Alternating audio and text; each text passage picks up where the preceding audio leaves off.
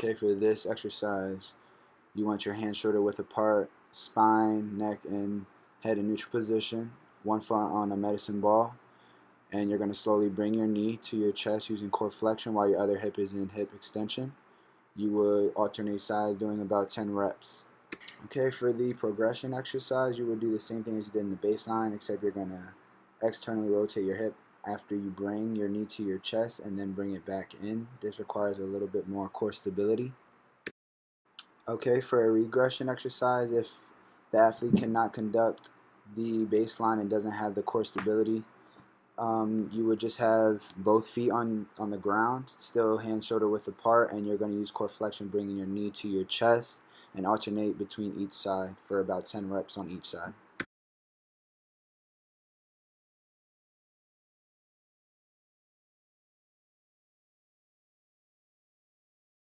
For your anti-rotation, you're going to use a resistant band, holding the resistant band right in front of your chest, keeping your feet together. You're going to lift your feet 6 inches from the ground.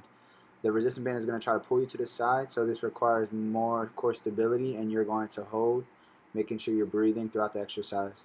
For the progression exercise, you're going to do the same thing as you did in the baseline, keeping your feet 6 inches from the floor.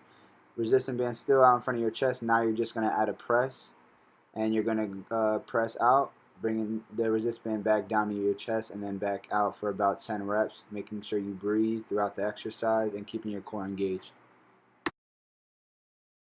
Okay, for the regression exercise, we're going to take away the resistant band and we're just going to have you place your hands on the floor. Your feet will still be 6 inches from the floor, and you're going to lift and hold, breathing, looking up to the straight to the ceiling, and keeping your core engaged throughout the exercise. For this knee dominant exercise, you will be in the unilateral position. You will have one foot on the ground while the other is on the bench, holding the dumbbell right to chest level, and you will conduct the lunge. You do not want your knee to go past your toe, and this targets your glutes along with your hamstrings and quadricep muscles. For the progression exercise, you will conduct the lunge just like you would in the baseline, but when you come to the down position, you'll hold. You can hold for 3 to 5 seconds, and then you'll come back up. Ensure that your spine, neck, and head are all in neutral position with your eyes looking forward. For the regression exercise, you are going to conduct the lunge just like in the baseline, but you will conduct the lunge without a dumbbell. And when you come down in the down position, you're going to hold for 3 to 5 seconds, and you come back up. Make sure you're breathing in between each rep, and keep your core engaged with your spine, neck, and head in neutral position.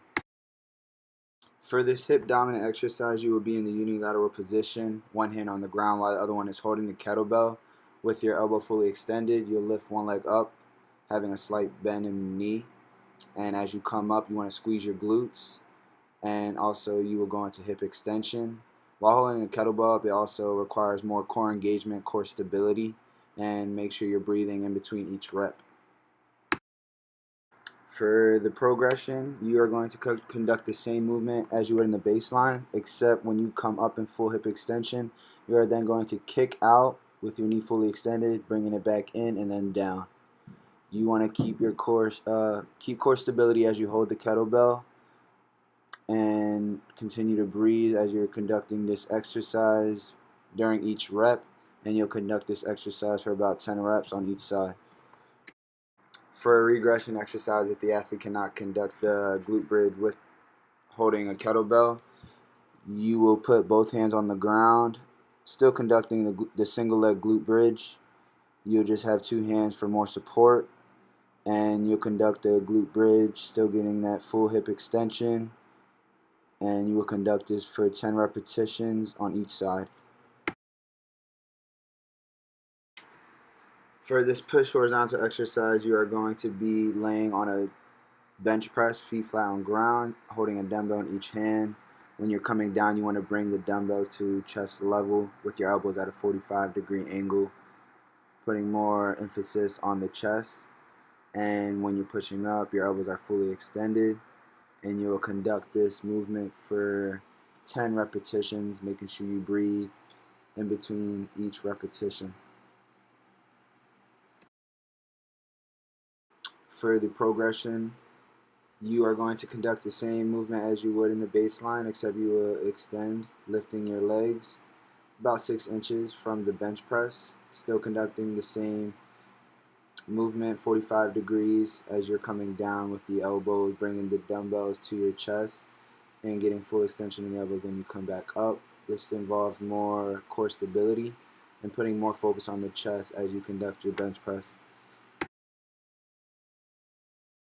For regression, you'll conduct the same movement as you would in the baseline, except you will not get full range of motion. You'll stop about halfway instead of getting the full 90 degrees, full range of motion, bringing the dumbbells fully to the chest. You'll bring them about halfway, and when you come down, you're actually going to come into a hold position for about 3 to 5 seconds and back up.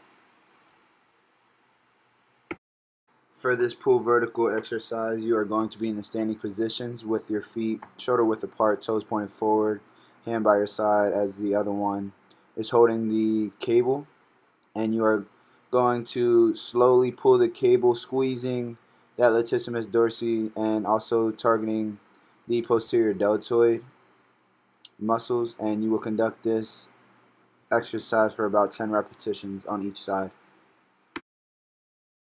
For progression, you will conduct the same movement as you did in the baseline, but you're going to add a tricep extension.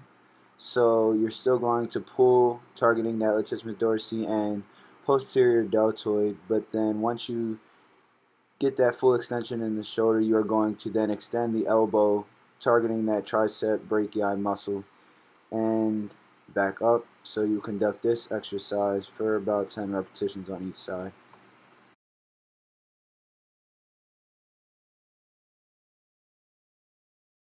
For a regression exercise, you're going to conduct the same movement as you did in the baseline, but you'll be in a kneeling position, so it requires less core stability as you conduct this movement, and you'll still be targeting the latissimus dorsi muscle along with the posterior deltoid.